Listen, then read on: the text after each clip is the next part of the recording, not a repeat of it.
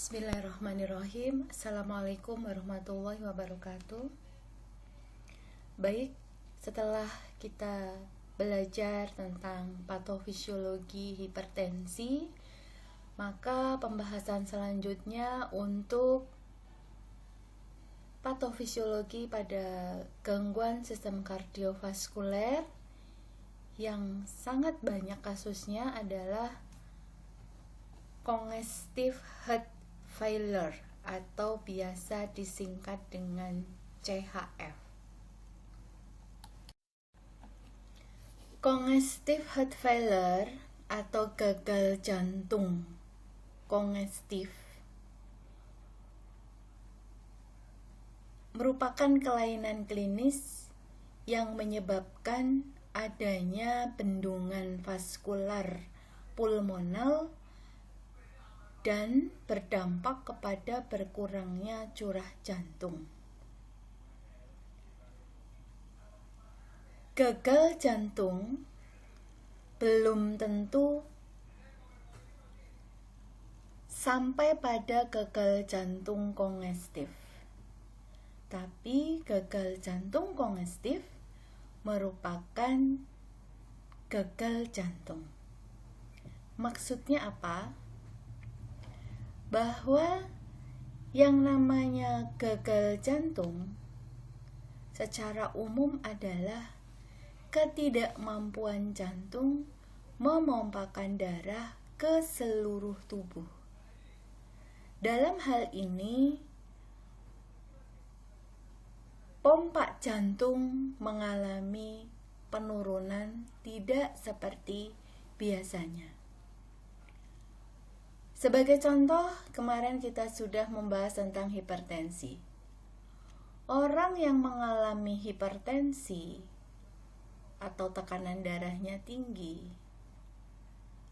maka semakin hari semakin lama, pada akhirnya kemampuan jantung memompakan darah akan semakin menurun.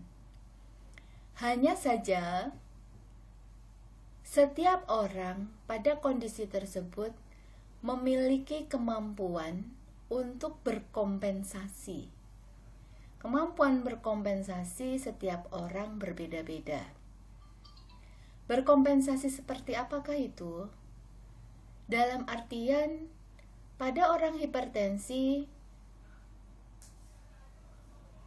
bisa jadi mereka sudah sampai kepada gagal jantung. Namun, adanya penurunan curah jantung ini, si individu tadi atau setiap orang berkompensasi agar curah jantung yang menurun ini masih tetap dalam batas-batas yang bisa memenuhi kebutuhan suplai darah ke seluruh tubuh, yaitu dengan meningkatkan kerja jantungnya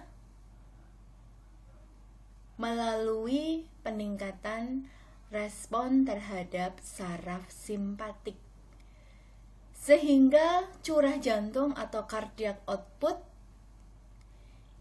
tetap dalam batas normal atau tetap dalam batasan yang mampu memenuhi kebutuhan seluruh tubuh. Sehingga seringkali ini tidak terasa pada setiap orang karena adanya kompensasi tadi. Lama-kelamaan kegagalan jantung ini pada akhirnya menyebabkan adanya suatu bendungan, adanya suatu kongestif, di mana kompensasi tubuh tadi sudah semakin menurun, sehingga pompa jantung walaupun diiringi dengan peningkatan kerja jantung, tetapi stroke volumenya, yaitu curah jantung setiap kali jantung berkontraksi, semakin menurun. Akibatnya, volume akhir sistoliknya semakin meningkat. Artinya apa? Darah yang ada di jantung yang harusnya dipompakan tidak dipompakan secara normalnya, yaitu kurang lebih 70 cc. Dengan demikian bisa jadi yang dipompakan hanya 60, 50 cc atau bahkan separuhnya. Sehingga sisa di dalam jantung ini semakin banyak. Padahal darah itu selalu beredar. Darah yang beredar ke seluruh tubuh selanjutnya dikembalikan lagi ke jantung. Maka ibarat sebuah tandon air. Tandon air ini luarannya sedikit, tetapi terus terisi, sehingga akibatnya bluber. Nah, pada congestive heart failure ini akan terjadi kondisi yang seperti itu. Bendungan vaskular pulmonal ini adalah akibat blubernya atau volume darah di jantung kiri yang harusnya dipompakan ke seluruh tubuh ini menjadi berkurang sehingga bluber masuk ke dalam vena pulmonalis, masuk ke dalam pulmonal. Nah, otomatis curah jantung menjadi berkurang. Semoga bisa dipahami penjelasan ini. Baik, kita lanjut pada diagnosis CHF. Hal yang harus dipertimbangkan pada saat kita menjumpai pasien dewasa dengan keluhan dyspnea dan kegagalan nafas adalah kemungkinan pasien ini mengalami congestive heart failure. Mengapa demikian? Karena dyspnea atau sesak nafas ini merupakan gejala yang akan dijumpai pada pasien-pasien di mana mengalami bendungan atau penumpukan cairan atau udim di pulmonal akibat kegagalan jantung kiri memompakan darah ke seluruh tubuh. Kenapa pasien mengeluh sesak nafas? Dengan adanya udim pada paru, otomatis pertukaran gas, dalam hal ini adalah oksigen, yang berada di dalam alveoli yang seharusnya masuk ke dalam kapiler paru, begitu juga dengan CO2 yang ada di kapiler paru yang harusnya berpindah ke dalam alveoli untuk selanjutnya dibuang melalui udara ekspirasi menjadi terganggu. Akibatnya CO2 meningkat di dalam kapiler paru. Dengan kata lain, CO2 meningkat di dalam tubuh. Peningkatan CO2 inilah yang pada akhirnya akan membuat si medula oblongata sebagai pusat pernafasan memerintahkan kepada sistem pernafasan untuk bekerja lebih cepat dengan tujuan supaya CO2 ini dikeluarkan. Akibat sistem pernafasan bekerja lebih cepat, maka seseorang secara subjektif akan mengeluh adanya dyspnea atau keluhan sesak nafas. Itulah mengapa ketika kita menjumpai pasien dewasa dengan dyspnea atau kegagalan nafas, maka kita harus berpikir, harus mempertimbangkan bahwa kemungkinan pasien itu mengalami CHF. Bisa dipahami ya? Baik, oleh karenanya, pada saat akan menetapkan bahwa apakah pasien ini mengalami CHF ataukah tidak, perlu dilakukan pengkajian riwayat yang teliti. Seperti riwayat penyakit sebelumnya. Misalnya, riwayat penyakit yang berkaitan dengan faktor risiko gagal jantung kongestif atau congestive heart failure, misalnya hipertensi. riwayat infeksi, dan masih banyak lagi. Kemudian pemeriksaan fisik pun perlu dilakukan dengan teliti untuk kita bisa menegakkan diagnosa CHF.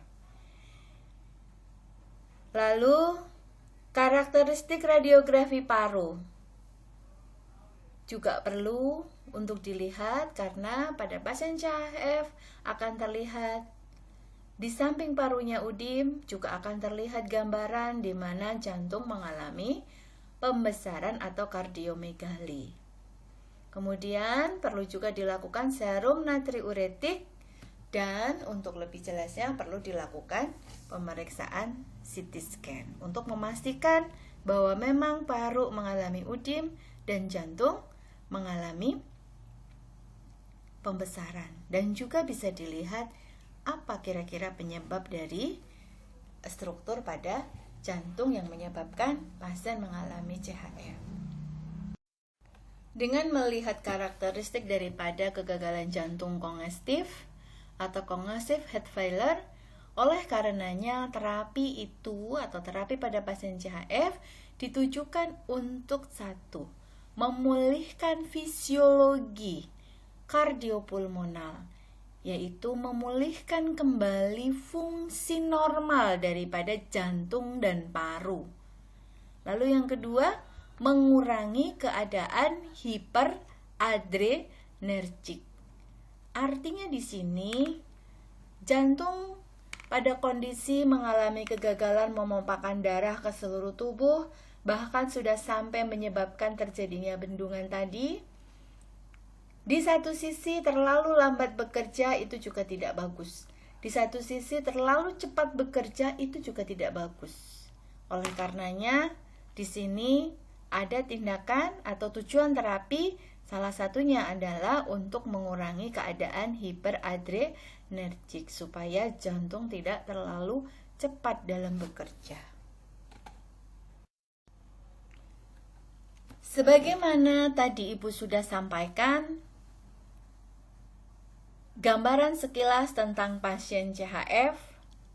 Dengan demikian, pasien CHF ini sangat rentan untuk mengalami komplikasi pada paru, seperti adanya sleep apnea obstruktif, udim pada paru, dan juga efusi pleura.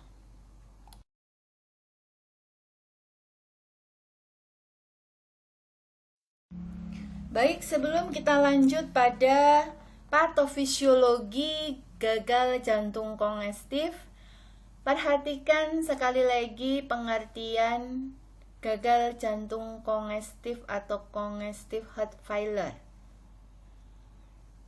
Congestive heart failure merupakan suatu sindrom klinis yang kompleks yang dihasilkan dari gangguan jantung, baik fungsional maupun struktural, yang pada akhirnya merusak kemampuan pengisian ventrikel ataupun kemampuan ventrikel memompahkan darah.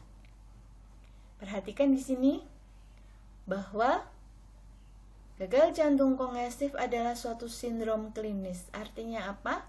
Suatu kumpulan tanda gejala klinis yang kompleks yang dihasilkan akibat adanya gangguan pada jantung, baik berkaitan dengan fungsinya. Sebagai contoh, misalnya jantung berfungsi memompahkan darah ke seluruh tubuh. Maka ketika darah yang dipompahkan sendiri berkurang, misalnya pada pasien dengan perdarahan hebat, pada akhirnya orang ini pun akan mengalami gagal jantung.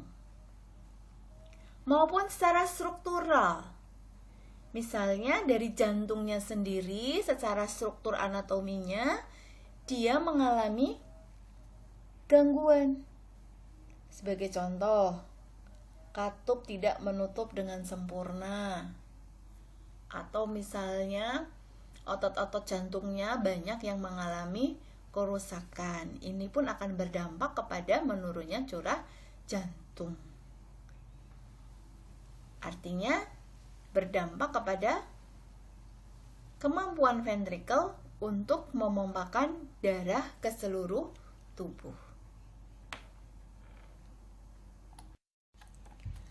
Pada pasien dengan gagal jantung kongestif, ada dua mekanisme yang mendasari berkurangnya curah jantung dan gagal jantung.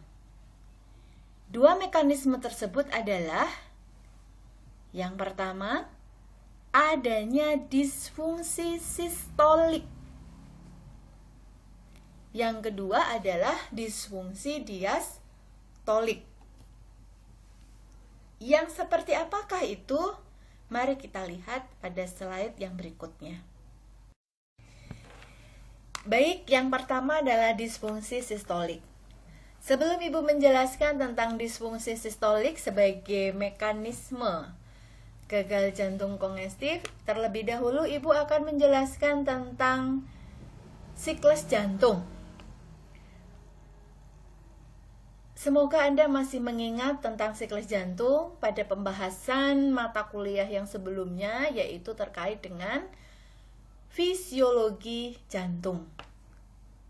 Siklus jantung merupakan suatu periode di mana jantung akan berkontraksi sampai jantung akan berkontraksi lagi. Sehingga di sini siklus jantung itu ada 3 tahapan. Tahap yang pertama adalah ventricular filling atau pengisian ventrikel. Tahap yang kedua adalah ventricular ejeksi atau ventricular systolic. Yang ketiga adalah ventricular diastolik atau ventricular relaksasi. Nah, disfungsi sistolik di sini adalah berkaitan dengan terganggunya fungsi ventrikel ejeksi, yaitu ventrikel memompakan darah. Pada pembahasan ini, kita tahu bahwa jantung memiliki 2 ventrikel, yaitu ventrikel kiri dan ventrikel kanan. Disfungsi sistolik di sini maka akan ditentukan oleh fraksi ejeksi atau jumlah darah yang dipompakan oleh ventrikel kiri. Di mana penyebab paling umum daripada disfungsi sistolik adalah 1. Penyakit jantung iskemik,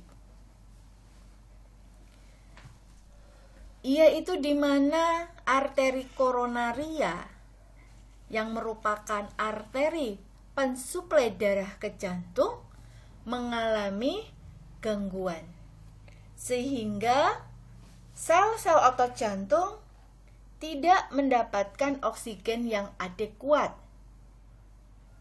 Nah, padahal ventrikel ejeksi di sini membutuhkan kekuatan, di mana kekuatan ini dikarenakan adanya otot-otot jantung yang berkontraksi dengan kuat. Oleh karenanya, ketika ada penyakit jantung iskemik, kontraksi daripada ventrikel ini tidaklah adekuat. Oleh karenanya, yang dipompakan pun tentunya akan menurun. Yang kedua adalah kardiomiopati dilatasi idiopatik. Ini juga menyebabkan ejeksi atau yang dipompakan oleh ventrikel akan menurun. Yang ketiga, hipertensi. Hipertensi pada pembahasan sebelumnya sudah dijelaskan bagaimana sampai akhirnya bisa menyebabkan curah jantung menjadi menurun. Silahkan nanti dilihat lagi. Kemudian yang berikutnya adalah penyakit katup jantung. Ini seperti halnya Anda mempunyai kantong air yang kemudian kantong airnya itu bocor. Maka ketika kantong air tersebut Anda tekan dengan kuat supaya isinya keluar, dengan adanya kebocoran tadi,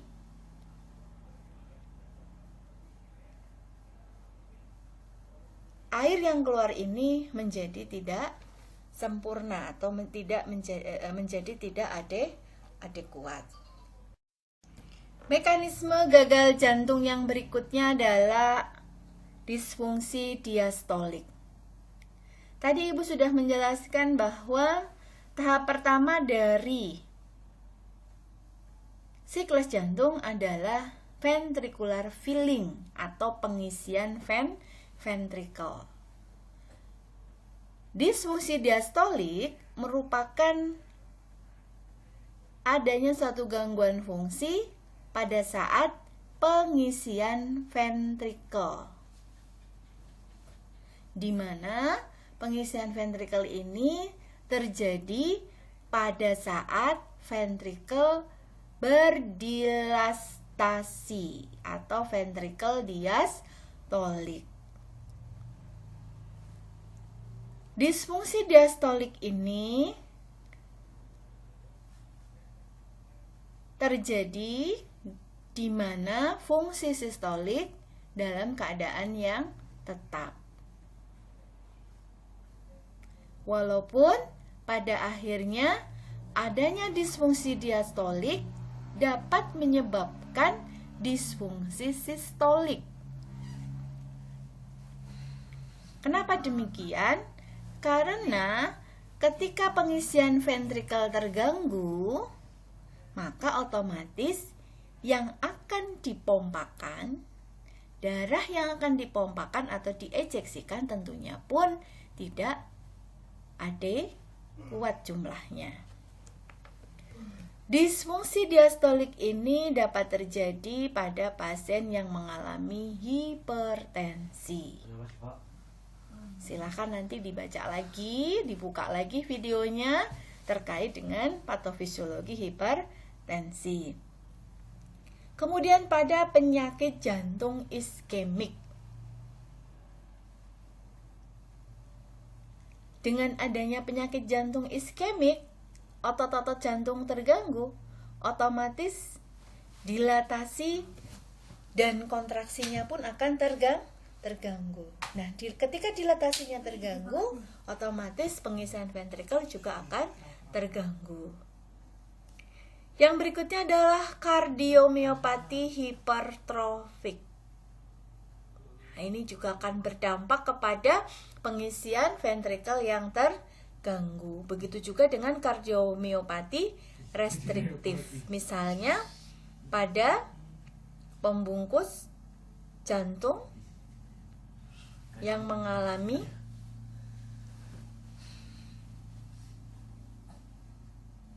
fibrin misalnya atau kekakuan, otomatis ventricle akan mengalami kesulitan pada saat dia berdiastolik.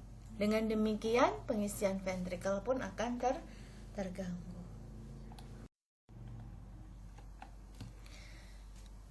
Pada pembahasan patofisiologi congestive heart failure, maka sindrom congestive heart failure atau gagal jantung kongestif yang muncul ini berkaitan dengan kelainan pada struktur jantung, fungsi jantung, ritme jantung, atau pada konduksi jantung. Selanjutnya, marilah kita lihat pembahasan inti yaitu bagan patofisiologi daripada gagal jantung kongestif. Baik, selanjutnya Ibu akan menjelaskan tentang patofisiologi pada gagal jantung kongestif. Perhatikan kotak yang paling atas. Kotak yang paling atas ini merupakan penyebab daripada gagal jantung kongestif. Sebagaimana tadi juga sudah disebutkan, diantaranya ada infak miokard, ini berkaitan dengan disfungsi sistolik. Hipertensi ini berkaitan dengan disfungsi sistolik dan diastolik. Lalu ada penyakit katup degeneratif, kardiomiopati idiopatik, kardiomiopati alkoholik, kemudian lanjut usia atau orang dengan lanjut usia yang mengalami angina, hipertensi, diabetes mellitus, dan penyakit kronis yang lain. Perhatikan dari kotak yang paling bawah, sebelah kiri di sini ada peningkatan tekanan pleura. Misalnya pada pasien PPOK dan pasien asma. Jadi pada pasien PPOK dan pasien asma akan mengalami peningkatan tekanan pleura. Sehingga akibat adanya peningkatan tekanan pleura akan berdampak kepada menurunnya tekanan atrium kanan. Kalau tekanan atrium kanan menurun, maka pengisian ventrikel pun akan terganggu. Kenapa? Dengan adanya peningkatan tekanan pleura, kapasitas untuk pengisian di atrium ini terganggu, sehingga pengisian kepada ventrikel pun akan terganggu. Atau istilahnya mengalami pembatasan pengisian ventrikel. Akibatnya, pengisian ventrikel akan menurun, atau dengan kata lain, jumlah darah yang akan dipompa itu menurun. Nah, jumlah darah yang akan dipompa itu istilahnya adalah preload. Sekali lagi, jumlah darah yang akan dipompa istilahnya adalah preload. Preload yang menurun juga bisa disebabkan karena volume intravaskuler menurun, yaitu volume darah, di dalam pembuluh darah menurun. Volume darah menurun misalnya pada kondisi seorang pasien mengalami perdarahan, maka menyebabkan pengisian ventrikel akan menurun, atau jumlah darah yang akan dipompa atau preloadnya menurun. Selanjutnya, lihat kotak bawah bagian kanan. Adanya hipertrofi pada ventrikel kiri. Misalnya pada pasien dengan hipertensi. Dan adanya iskemia miokardium atau otot-otot jantungnya mengalami iskemik, kekurangan oksigen. Maka akan menyebabkan pertama, elastisitas atau distensibilitas ventrikelnya akan menurun.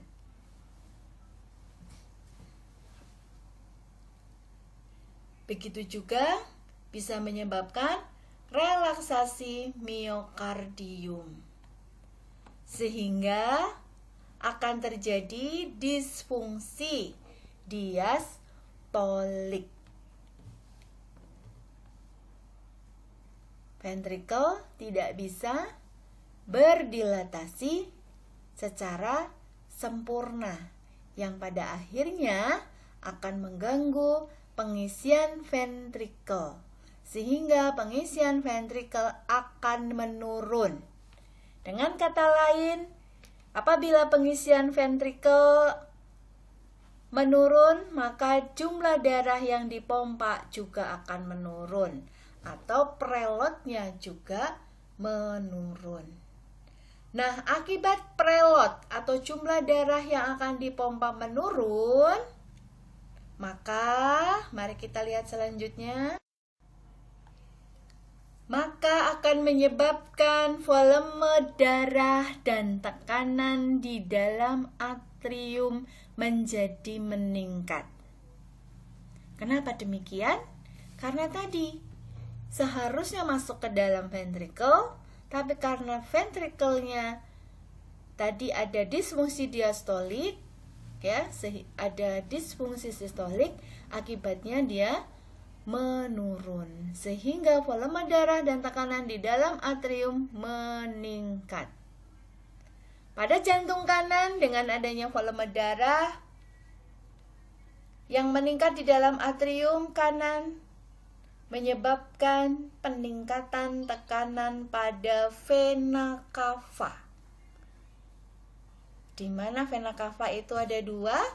Yang pertama, peningkatan tekanan pada vena cava superior akan berdampak kepada peningkatan tekanan vena sentral. Sehingga pada pemeriksaan invasif, misalnya pemeriksaan central vena pressure CVP, akan didapatkan hasil CVP yang meningkat atau central vena pressure yang meningkat. Tekanan di dalam vena sentral meningkat. Yang kedua, akibat peningkatan tekanan pada vena cava superior, di mana vena cava superior ini bersambung langsung dengan vena jugularis. Ya, venanya bisa kita lihat ada di leher. Maka pada pemeriksaan non-invasif, yaitu pemeriksaan JVP atau jugularis vena pressure, akan didapatkan hasil adanya peningkatan tekanan vena jugularis, atau biasanya disebut dengan adanya distensi vena jugularis. Yang berikutnya, dengan adanya peningkatan tekanan pada jantung kanan yang akan berdampak kepada peningkatan tekanan vena cava inferior, maka akan menyebabkan aliran balik darah ke jantung menjadi terganggu. Akhirnya apa? Akan terjadi peningkatan tekanan di perifer, di bagian yang jauh dari tubuh. Silakan Anda pelajari lagi fisiologi sirkulasi sistemik. Akibat adanya peningkatan tekanan di perifer, maka ekstremitas akan mengalami udim. Ekstremitas bawah mengalami udim. Lanjut.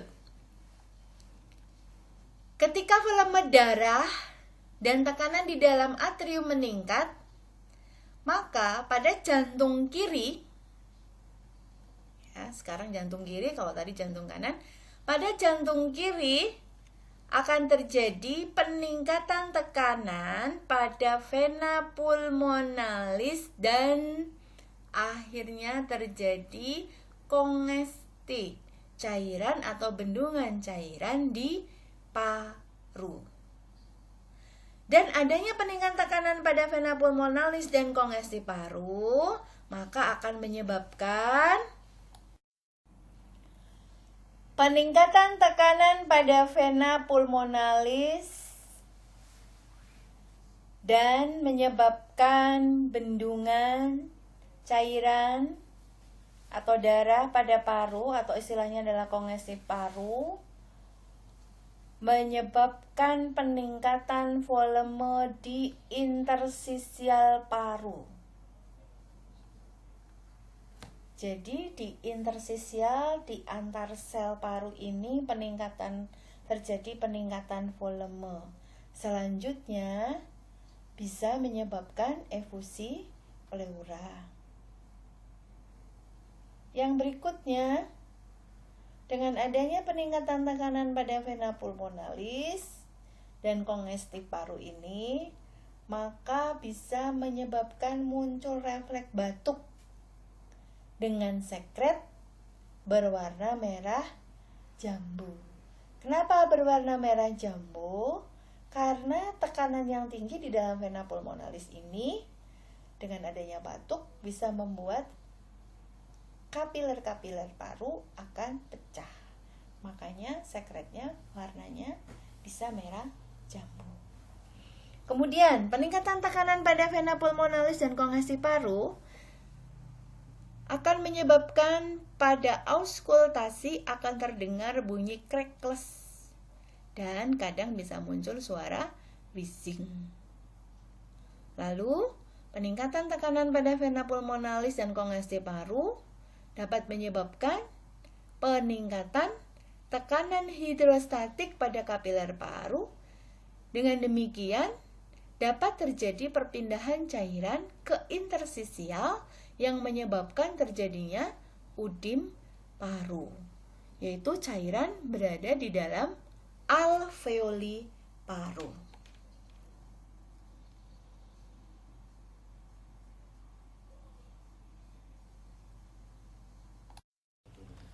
Adanya peningkatan tekanan pada vena pulmonalis dan kongestif paru dapat menimbulkan oklusi arteri pulmonalis, di mana oklusi arteri pulmonalis ini juga bisa menyebabkan peningkatan pulsasi vena jugularis.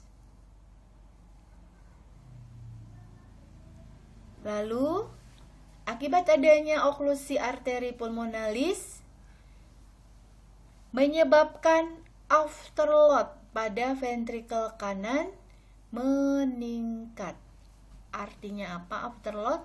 Afterload adalah beban yang harus dilakukan oleh ventrikel kanan untuk dia bisa memompakan darah masuk ke dalam arteri pulmonalis.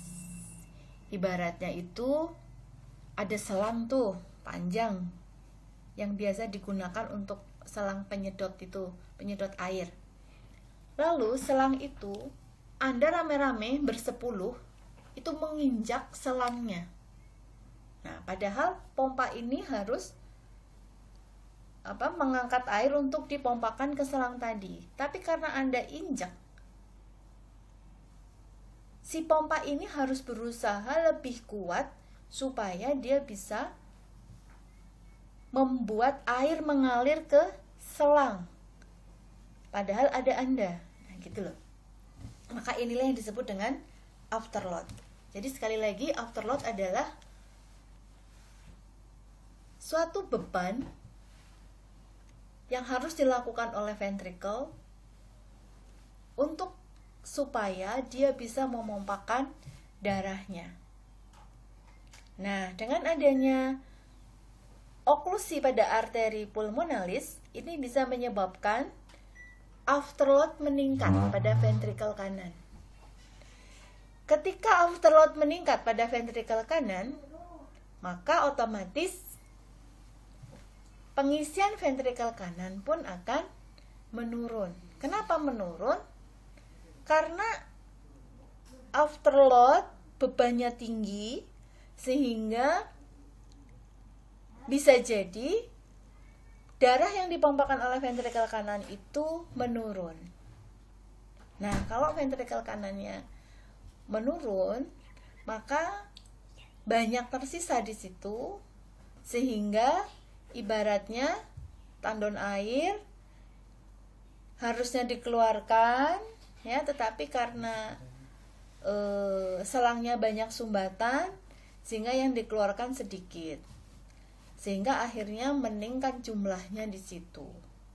Otomatis yang harusnya tandon itu diisi misalnya 1000 mili, ini menjadi tidak perlu 1000 karena sudah ada sisa sebelumnya, misalnya hanya diisi 500 mili.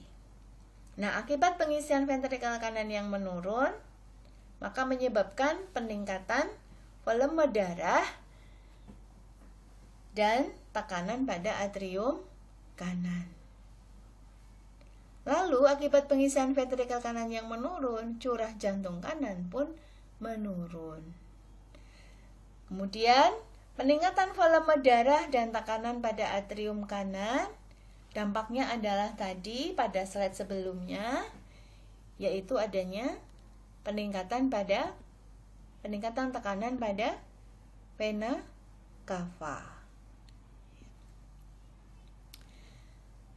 Selanjutnya, perhatikan kotak yang di sebelah kiri, dengan adanya udim paru, tadi ya, di slide sebelumnya disampaikan ada udim paru, maka pertukaran gas akan terganggu. Complain and recall paru juga akan terganggu. Mengembang dan mengempisnya paru akan terganggu. Akibatnya, ada rasa tidak nyaman dalam bernafas atau yang disebut dengan keluhan sak nafas atau dyspnea.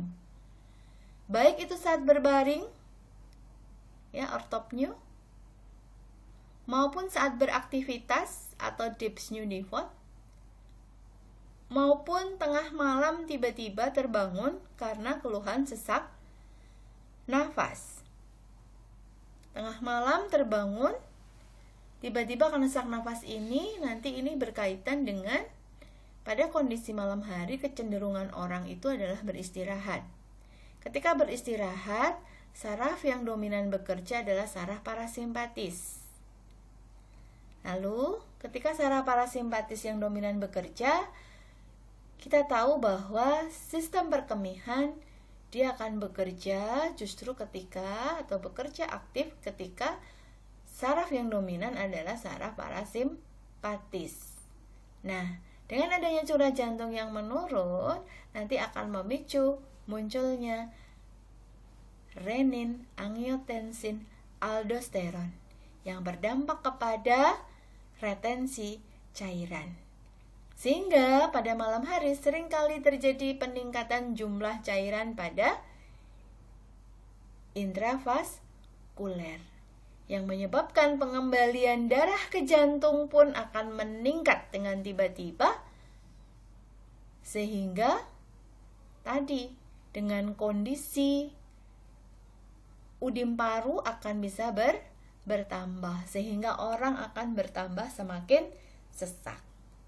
Itulah kenapa bisa muncul keluhan tengah malam tiba-tiba terbangun karena sesak nafas pada pasien CHF. Akibat adanya keluhan ini bisa berdampak kepada menurunnya saturasi oksigen.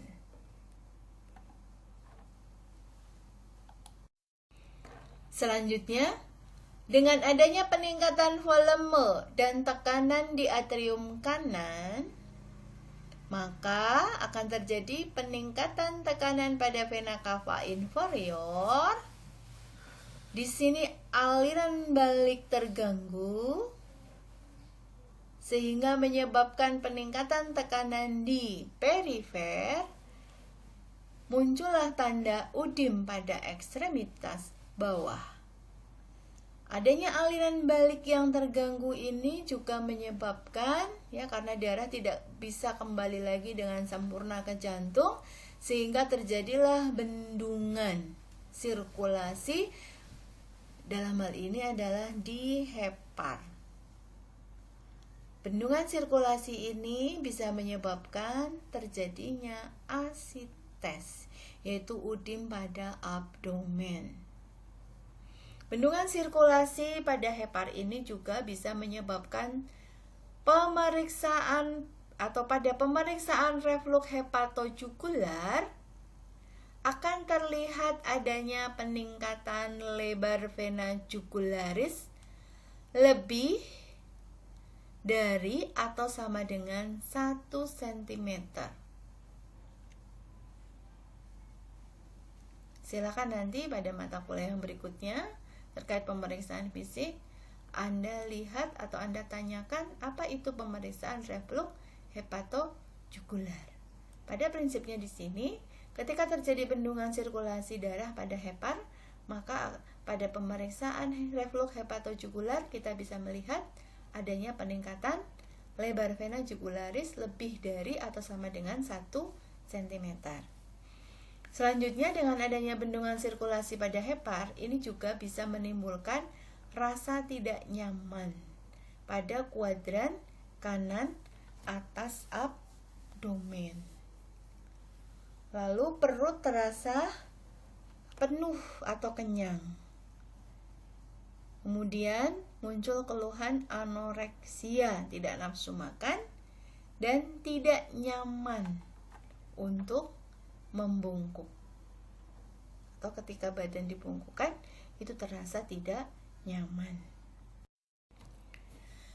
Selanjutnya, akibat penurunan pengisian ventrikel, maka bisa menyebabkan curah jantung yang menurun.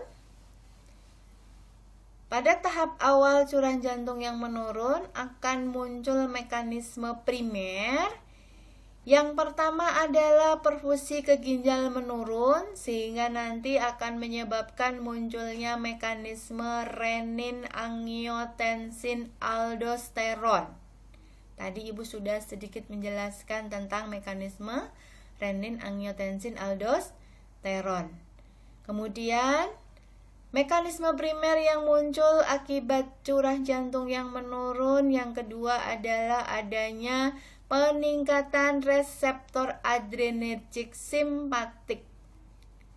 Lalu mekanisme yang berikutnya yaitu mekanisme primer pada saat curah jantung menurun akan terjadi hipertrofi ventrikel atau ventrikel mengalami pembesaran. Akibat hipertrofi ventrikel ini menyebabkan elastisitas atau densibilitas ventrikel menurun. Dan akhirnya relaksasi miokard juga menurun. Relaksasi miokard ini menyebabkan pengisian ventrikel menurun. Pengisian ventrikel yang menurun ini juga berkaitan dengan preload yang menurun. Preload menurun, pengisian ventrikel menurun. Pengisian ventrikel menurun, preload juga menurun. Preload atau jumlah darah yang akan dipompakan menurun, maka pada atrium akan terjadi peningkatan volume dan tekanan atrium. Dan kembali lagi seperti pada slide sebelumnya, yaitu akibat peningkatan volume dan tekanan atrium. Selanjutnya kita lihat akibat munculnya mekanisme primer renin-angiotensin-aldosteron dan peningkatan respon adrenergik simpatik pada slide berikutnya. Akibat peningkatan respon adrenergik simpatik, ya artinya kerja saraf simpatik itu meningkat, sehingga kerja jantung pun akan meningkat. Ketika kerja jantung meningkat, heart rate meningkat. Yang bisa diamati ketika kerja jantung meningkat atau heart rate meningkat adalah nadi meningkat. Dan pada orang dengan CHF biasanya dijumpai takikardi. Itu lebih dari 100 kali per menit. Kemudian adanya peningkatan adrenergik simpatik juga menyebabkan produksi kelenjar keringat meningkat dan pembuluh darah perifer vasokonstriksi, sehingga akibatnya pembuluh darah yang vasokonstriksi akral atau pada perabaan kita akan merasakan kulit pasien teraba dingin. Di satu sisi, karena produksi kelenjar keringat meningkat, akan teraba lembab. Ya, jadi dingin, basah. Orang awam suka bilang keluar keringat dingin, atau biasanya orang menyampaikan badannya dingin kayak pancet. Seperti itu. Akibat pembuluh darah yang vasokonstriksi, pada akhirnya juga akan menurunkan perfusi ginjal, sehingga tadi pada slide sebelumnya terjadilah suatu mekanisme primer, yaitu mekanisme renin-angiotensin-aldosteron. Adanya mekanisme renin-angiotensin-aldosteron selanjutnya menyebabkan pengeluaran aldosteron. Adanya aldosteron yang dikeluarkan menyebabkan terjadi vasokonstriksi pembuluh darah dan retensi cairan. Nah, jadi cairannya ditahan. Cairannya ditahan, tidak dikeluarkan, yang harusnya dikeluarkan kemudian ditahan lagi, direabsorpsi kembali. Akibatnya apa? Volume darah bertambah. Volume darah bertambah, maka tekanan darah akan meningkat. Lalu, sebaliknya dengan cairan diretensi, maka akibatnya jumlah urin akan berkurang. Biasanya sama dengan atau kurang dari 400 cc per hari atau yang disebut dengan oliguri. Baik, demikianlah gambaran patofisiologi daripada gagal jantung kongestif. Sedikit Ibu akan menambahkan penjelasan tentang mekanisme renin-angiotensin-aldosteron. Jadi, ketika perfusi ke ginjal menurun, maka ginjal akan melakukan sebuah mekanisme yang disebut dengan mekanisme renin-angiotensin-aldosteron. Bagaimana mekanisme itu terjadi? Yaitu sebagai berikut.